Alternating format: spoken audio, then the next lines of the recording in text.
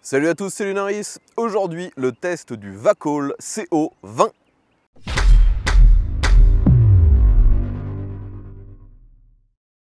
Donc les amis, aujourd'hui, si vous me voyez avec mon casque et dans ce lieu, c'est bien sûr pour tester un vélo à assistance électrique. Et finalement, ce véhicule est tellement hallucinant de par ses caractéristiques et ses performances que le terme vélo me paraît peut-être pas forcément le meilleur. Donc aujourd'hui on est sur une machine, vous le voyez, type fat bike, mais l'énorme particularité par rapport à ce que j'ai déjà pu tester, c'est que là on est sur un vélo 2 roues motrices. Donc dans un premier temps, je vais vous décrire un peu les particularités de ce modèle et après bien sûr je vais vous dire mon ressenti, comment ça se passe à l'usage. D'ailleurs, sur cette partie, vous verrez beaucoup d'extraits qui viennent de vidéos que j'ai fait avec mon frère, qui sont d'ailleurs déjà disponibles depuis quelques semaines sur sa chaîne MC Aventure. Donc c'est parti, on fait le tour du vélo et je vous décris un peu la bête. Donc vous pouvez voir qu'on est sur un vélo type fat bike avec des pneus en 20 pouces et 4 pouces de large. Donc ça, c'est relativement classique. J'ai déjà testé beaucoup de vélos de ce genre.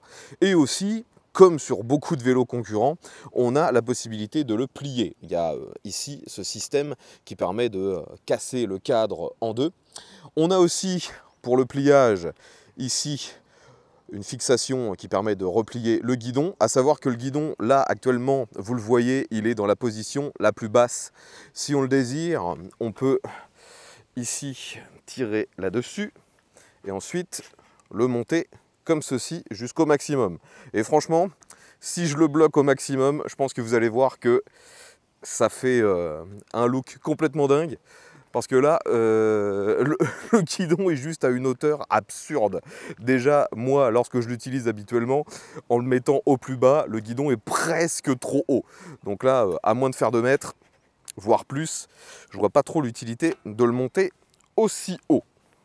Ensuite, sur ses caractéristiques, vous voyez que c'est un vélo qui est tout suspendu.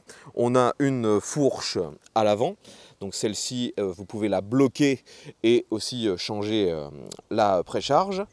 À l'arrière, on a un petit amortisseur qui, lui, n'est pas réglable. Et franchement, tout ça, ça fait très bien le taf, il n'y a aucun problème. Ça compense très bien le poids du vélo qui est quand même relativement élevé. Celui-ci est donné sur la fiche technique constructeur pour 36 kg avec la batterie. Au niveau du dérailleur, sur ce vélo, c'est très classique. On a un Shimano tourné TZ à 7 rapports, donc c'est une fois de plus quasiment la même chose que sur tous les autres vélos à assistance électrique de ce genre que j'ai pu tester. Donc maintenant que vous avez vu un peu à quoi ressemble cette machine, il va falloir bien sûr qu'on parle du moteur, et même pas des moteurs, car il y en a 2 sur cette machine. Vous avez un moteur de 750 watts dans la roue arrière, et vous avez exactement le même moteur dans la roue avant, ce qui en fait un 2 roues motrices. Et je ne m'attendais pas à ce que ce soit aussi dingue, aussi efficace, qu'on sente une différence aussi nette entre une roue et 2 roues motrices. Car bien sûr, sur ce vélo, vous pouvez sélectionner le mode. Vous pouvez très bien rouler avec une seule roue motrice, donc la roue arrière. Vous ne pouvez pas rouler uniquement avec la roue avant, ce serait trop casse-gueule. Et vous pouvez mettre le mode bimoteur. D'ailleurs, si vous avez vu les vidéos avec mon frère, on l'a testé dans les pires conditions possibles. Il y avait de la boue à mort, on a pris des pentes extrêmement raides. Et ce vélo, lorsqu'on le met en bimoteur, est absolument bluffant d'efficacité. C'est même trop performant parce que la plupart du temps, lorsqu'on essaie d'aller un peu vite dans des conditions très précaires, on finit par perdre l'adhérence de la roue avant, tellement il y a de puissance. Et la plupart du temps d'ailleurs, on avait la nécessité de baisser un peu les modes d'aide, parce qu'il y a 5 modes sur celui-ci. Si on se met en mode 5, il y a beaucoup trop de performance lorsqu'on est sur terrain meuble, et finalement on perdait la direction, on perdait l'adhérence, mais c'est vraiment un truc de dingue. D'ailleurs, vous voyez des images qui ont été filmées aussi pendant la première édition de la Côte de la Mort, vidéo aussi disponible sur la chaîne MC Aventure. Et ce vélo a clairement bluffé tout le monde. Même si c'est pas forcément le plus efficace, parce que comme je vous disais, au bout d'un moment, on risque de perdre l'adhérence tellement il y a de puissance. Mais c'est quand même hallucinant ce comportement, cette aisance, cette reprise, cette accélération que je n'ai jamais eu sur aucun autre vélo électrique. Très clairement, là, c'est juste dingue. D'ailleurs, afin de passer de 1 à 2 moteurs, on a tout un bloc de Komodo et vous avez un bouton juste ici qui permet de sélectionner un moteur ou 2 moteurs. Donc, comme j'ai pu le dire, le mode 2 moteurs, lorsque vous faites du tout-terrain, lorsque vous voulez vraiment des grosses perfs en montée, ce genre de choses, c'est hyper efficace. Par contre, gardez bien à l'esprit que lorsque vous êtes dans des parties très techniques, eh bien vous êtes parfois désavantagé avec le mode bimoteur qui finalement est trop violent, trop performant. Vous êtes mieux parfois de redescendre en monomoteur afin de regagner en efficacité. D'ailleurs, lorsque vous recevez le vélo, si comme moi vous vivez en France, vous allez le recevoir bridé à 25 km/h. Après, hein, de toute façon, c'est juste une volonté du fabricant de vouloir être le plus proche possible de la légalité, mais ce vélo est totalement hors limite sur quasiment toutes ses caractéristiques. Donc ce que j'ai fait, après l'avoir testé quand même pas mal de temps, bridé, je l'ai débridé et là on monte à une vitesse max qui approche les 45 km/h.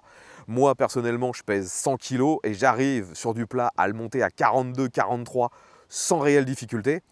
Et lorsque vous êtes en dehors de la forêt, en dehors de conditions précaires, sur route, le bimoteur, c'est pas forcément très utile. Lorsque vous voulez de la vitesse max, le fait d'avoir un moteur ou deux ne change absolument rien. Vous arriverez à la même vitesse. Par contre, en termes d'accélération, on a vraiment une accélération beaucoup plus franche lorsqu'on est en bimoteur. D'ailleurs, mon frère l'avait testé sur une de ses vidéos, je vous montre l'extrait. Là, on va essayer de faire de 0 à 40 en monomoteur et après on essaiera en bimoteur. Allez, c'est parti, accélération! Là, je suis à 20, 25, 30, 35, 39, 40. Je freine. Donc là, on va essayer en bimoteur. Allez, c'est parti! 20, 30, 40. Donc ouais, ça a l'air d'être quand même beaucoup plus rapide en bi. Hein. J'ai l'impression qu'en bi, on a plus d'accélération au démarrage, surtout. Bien sûr, ce vélo est alimenté par une batterie. Celle-ci est en plein milieu du cadre, comme souvent sur ce genre de vélo pliable. L'extraction n'est pas forcément super facile parce que le vélo est lourd. Vous pouvez, si vous le désirez, recharger le vélo en laissant la batterie à l'intérieur, c'est faisable. Mais si vous avez par exemple la nécessité à chaque fois d'enlever la batterie, la procédure est un petit peu pénible, mais ça malheureusement c'est lié au fait qu'il soit pliant. Cette batterie a une capacité de 16 ampères-heure, si je me souviens bien.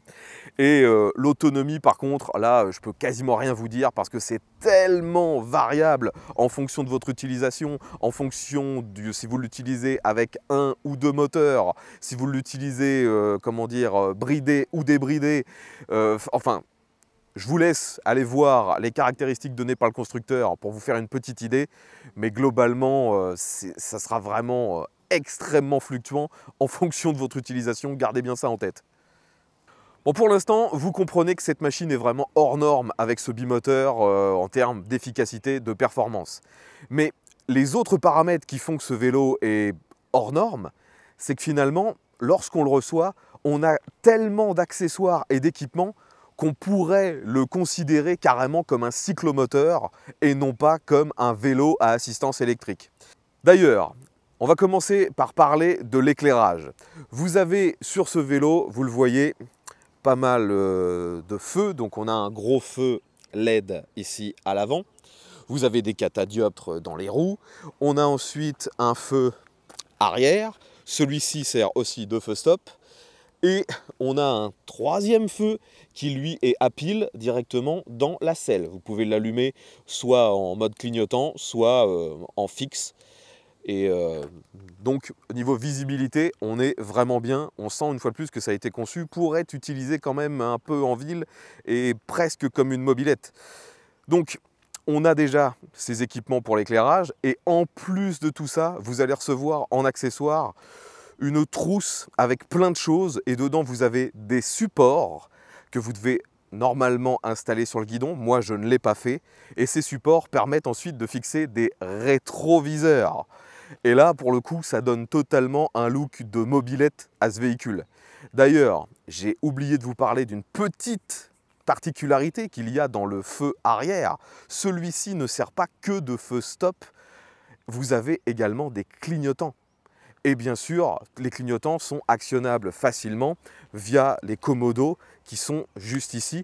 C'est un peu le même système que sur une moto, sauf qu'on n'a pas un bouton à appuyer au milieu. Là, c'est juste gauche, milieu, droite. La seule chose qui m'ennuie un petit peu, c'est que finalement, les clignotants ne sont pas très visibles. Mais, de nouveau, ça prouve bien que ce vélo a été construit de façon aussi bien à être considéré comme un cyclomoteur que comme un vélo à assistance électrique. Et c'est un peu le problème d'ailleurs avec ce vélo. Il a tellement d'équipements que je pense que si vous roulez sur route fréquemment avec, et si vous le débridez, vous avez de grandes chances de finir avec des problèmes avec la gendarmerie ou la police. Parce qu'il va trop vite. Et il est trop performant, il est trop gros. Si vous mettez en plus tout l'éclairage et les clignotants, vous serez instantanément assimilé à un cyclomoteur. Ce qui, bien sûr, en France, veut dire que logiquement, le véhicule doit être immatriculé, assuré, et vous devez porter un casque et globalement le même équipement que n'importe quelle moto. Donc, c'est pour ça que moi, vu que je l'ai utilisé essentiellement en forêt, je n'ai pas installé les rétroviseurs. Je ne voulais pas prendre le risque de les casser en forêt.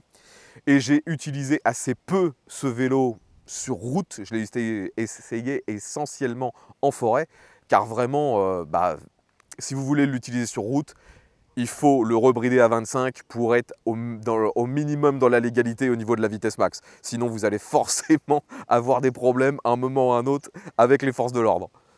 Et en plus de tout ça, après ses performances exceptionnelles et son équipement digne d'un cyclomoteur, vous avez en plus des accessoires pour le confort et pour le transport de bagages. Sur ce vélo, vous le voyez, on a un porte-bagages assez énorme à l'avant, de dispositif à l'arrière. Donc clairement, il vous suffit de mettre un tendeur et vous pouvez prendre pas mal de choses pour le transporter. Et en plus de tout ça, comme je vous ai dit, c'est livré avec une petite housse. Celle-ci, normalement, se fixe au niveau du guidon pour avoir encore un rangement supplémentaire et est fourni avec aussi un support de smartphone. Donc tout ça, vous le voyez, moi, je ne les ai pas installés parce que j'allais l'utiliser en forêt, mais c'est vraiment un vélo qui peut être utilisé au quotidien. Et je redis, vélo, c'est pas forcément le bon terme, hein. C'est clairement assimilable à un cyclomoteur, mais illégal, il faut l'avouer. Autre point qui a son importance si vous utilisez cette machine au quotidien, les garde-boue.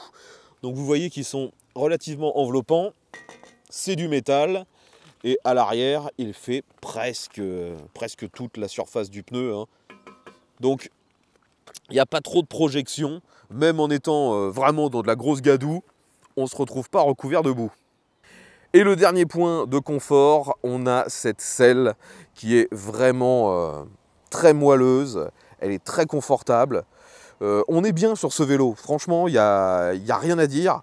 Il y a un seul défaut sur ce modèle, du moins un défaut pour moi. Ce vélo est encore avec des freins à disque, mais à commande par câble. Et bien sûr, j'aurais préféré avoir des commandes hydraulique, ça aurait donné un meilleur ressenti. Néanmoins, ces freins fonctionnent plutôt bien, le ressenti est assez bon. Après, c'est vrai que quand on se retrouve à rouler à 40, voire un peu plus, bah, j'aurais préféré avoir la sensibilité d'un frein hydraulique. Mais ça, c'est vraiment une notion assez personnelle. J'allais presque oublier de vous parler d'un des paramètres les plus importants, le prix. Donc bien qu'il soit complètement dingue, super bien équipé, globalement il n'y a rien à lui reprocher, eh bien c'est un des meilleurs rapports qualité-prix que j'ai pu avoir pour l'instant. Ce vélo est disponible donc sur le site de Buy Best Gear pour 1300 ou 1350. J'avoue que les tarifs sont un peu fluctuants avec les différences de cours de monnaie, mais c'est exceptionnel, hein. J'ai déjà testé des machines bien plus chères que ça, qui n'avaient même pas la moitié de l'équipement et des accessoires fournis sur celui-ci. Actuellement, pour 1300 €, je ne connais absolument aucun équivalent à celui-là. Enfin voilà les amis, je pense maintenant avoir fait le tour des caractéristiques de ce Vacol CO20. Si vous avez apprécié ce test, n'oubliez pas bien sûr de mettre un petit pouce vers le haut, de vous abonner si vous aimez ce genre de contenu, vu qu'il y aura très bientôt d'autres tests de ce genre sur la chaîne. Je vous dis à bientôt et à tous.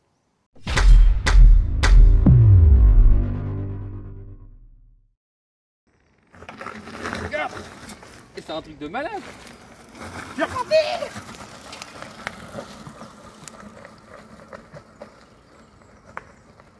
Et c'est qui grimpe?